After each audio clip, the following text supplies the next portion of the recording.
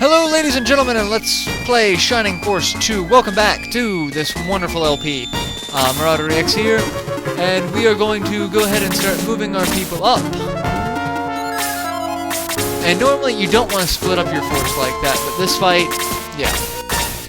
More things to take into consideration in fights. Bowie is your hero. He is your swordsman. He is your group leader. If he dies, you lose the fight. So you want to keep Bowie alive at all costs.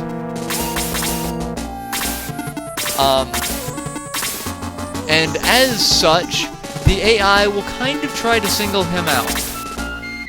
So you want to be careful with that.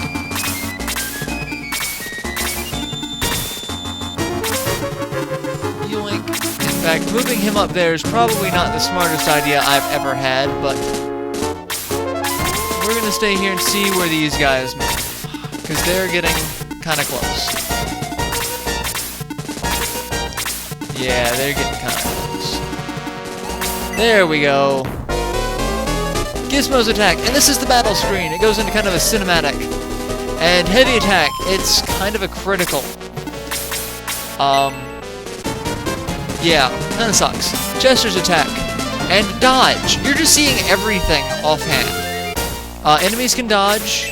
Why did you just get another turn, you little bastard? Enemies can dodge. Enemies can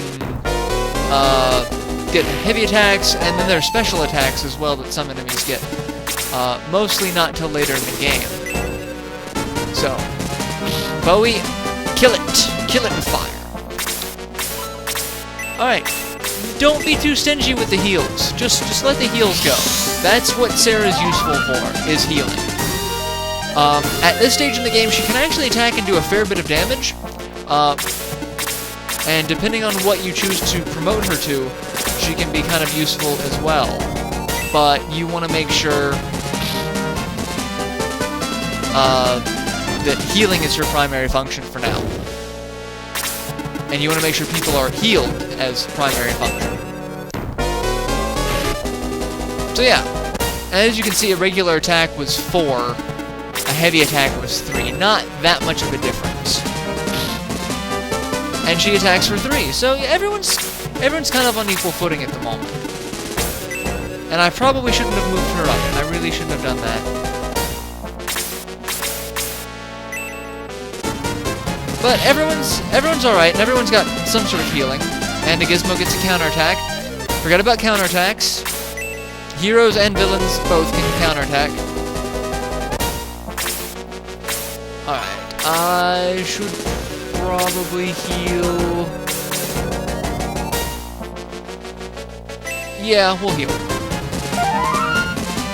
It's better safe than sorry early on. And especially since that, it's like you don't know who they're really going to attack. Sometimes they want to go for healers, sometimes they want to go for your hero. It's kind of it's crazy. But this is a good position to get people in to make sure that you can't be flanked. You don't really want too many of these guys swarming you, because that'll hurt very quickly. Alright, and we have 3 left? 3 versus 3, we can handle that. And I just talked about not wanting to get flanked, and I'm going to do it myself, but oh well. Yeah, this isn't going to be too bad. We'll be fine.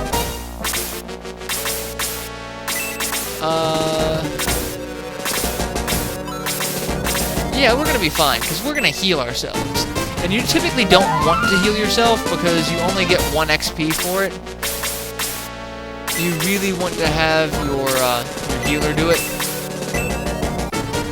That way she gets a fair bit of XP. 10 XP versus 10, yeah, it's... And we'll save the last heal that he'll get to use on Chester, because he'll need it now. Nope, we want to kill that one. Except it won't kill it. Other big things, you get more XP for a kill strike. Hey, awesome. That was actually quite fortuitous. Actually, we may be saving that last heal for Sarah.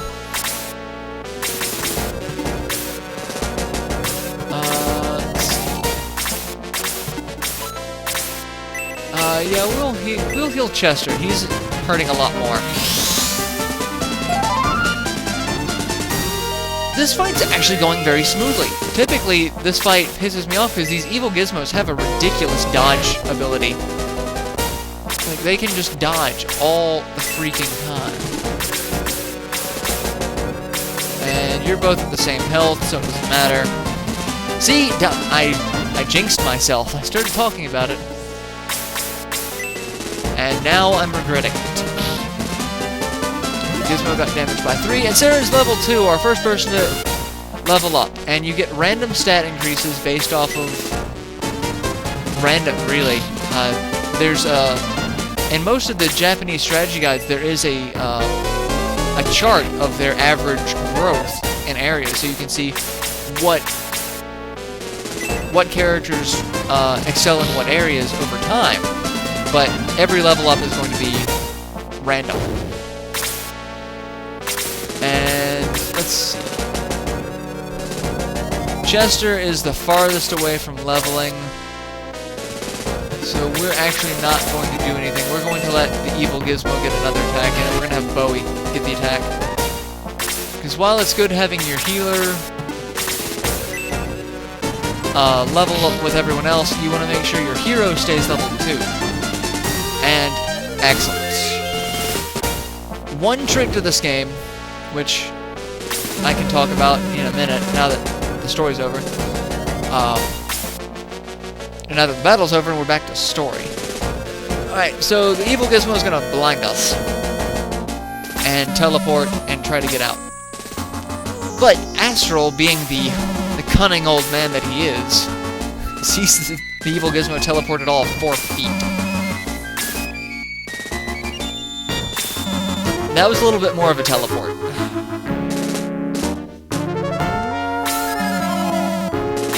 And we gotta hurry back to the king. Alright, so one thing you can do to this game to kind of cheat is right before you get the killing strike on either the boss of each battle or the last enemy in that battle, depending on if that battle has a boss or not, you can use an Angel Wing or a Gress to leave the battle, and then when you come back to it, all the bad guys will be back.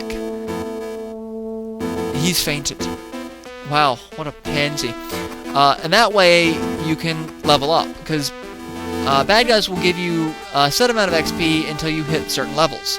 So once you're within a certain level range, like I could probably level up to level 2 or to level 3 or 4, depending on the person, off those evil gizmos before they only start giving you 1 XP an attack or per kill. So, let's see. Princess...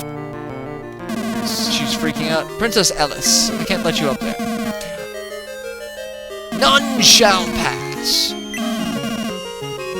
And the king became violent. Well, that's what happens when the king drinks booze. Oh, I mean, gets possessed. Alright. And Sir Astral versus the king. Who will win in this death match between elderly people? He needs an exorcism. Quick, I need an old priest and a young priest.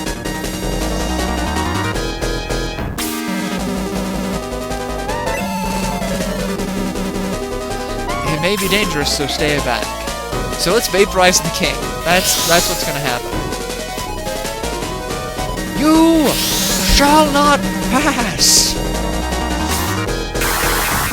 I really do think of Sir Astral as Gandalf. Alright, so we've exorcised the evil spirit, only to have the evil spirit leave.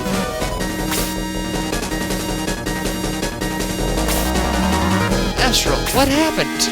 I don't remember anything.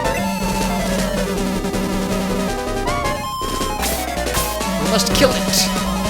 Kill it with fire. And Astral sighs and faints. What's with all these people fainting?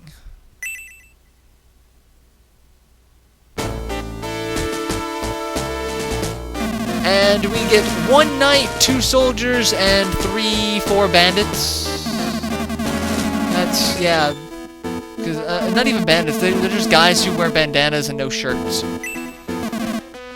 This is the might of the Grand Seal Army.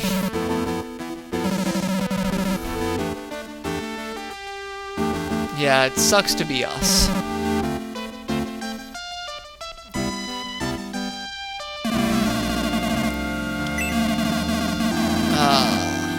The king is looking after... Yeah, the king is looking after his subordinate.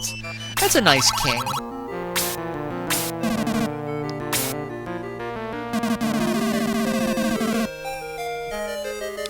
He's exhausted. He didn't do anything in the first battle.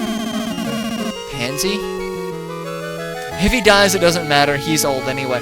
Wow, what a heartless minister. It's like, it's okay. He's old. Old people can die. It's... For the subjugation.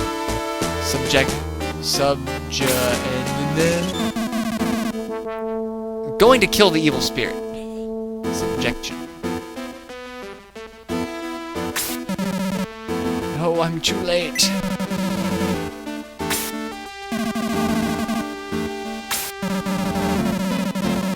He feels an well, really, the door that's never opened to a tower that's been built and sealed for centuries.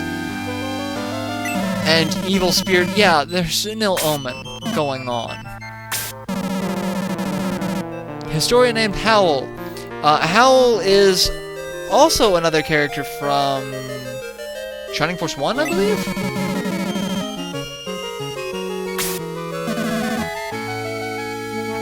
So, that's another connection between Shining Force 1 and Shining Force 2. There's a lot of connection. There's not as many connections between Shining Force 1 and Shining Force 2 as there are between other Shining games. So, that's why I'm not playing them in order of the timeline, which would be really weird.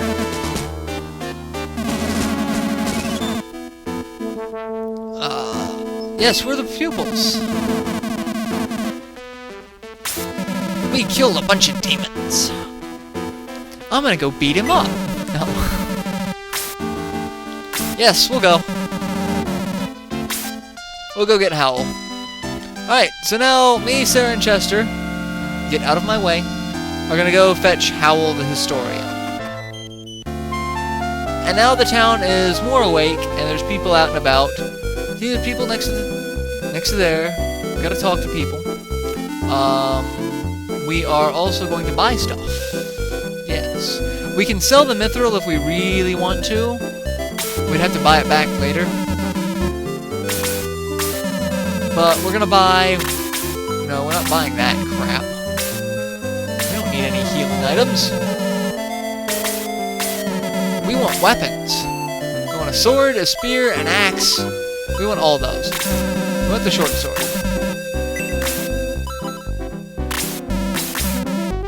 Yes! We want that. We want the short spear. Yoink! And we want... We don't need the short axe. So that's all we need. So we're also going to sell our old weapons. Wooden stick. Difference between the stick and the spear. Stick is actually a lance-based weapon, which means it only has attack of directly adjacent to Chester. The spear is counted as a ranged weapon, so you get an extra space. For functionality and usefulness for Chester as the game progresses, we're going to keep him equipped with one of each, depending on the rating of its attack rating. That way he can be a little more functional and hit things a little farther away. And down here is Jaha! He's our other classmate who slept through the first battle. And he's gonna go with us. We're going to yield to get Howl. And Jaha, Yaha, the warrior, the war, joins us.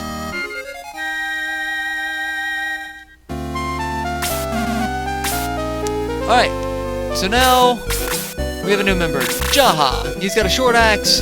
He is more of a damage dealer than anything else. He can function as a tank, but he can also lay the smackdown on some things. Now we're also going to look around. Now this place is filled up. It's a zoo. Me, so hungry. Okay, if an animal can talk, it's not an animal.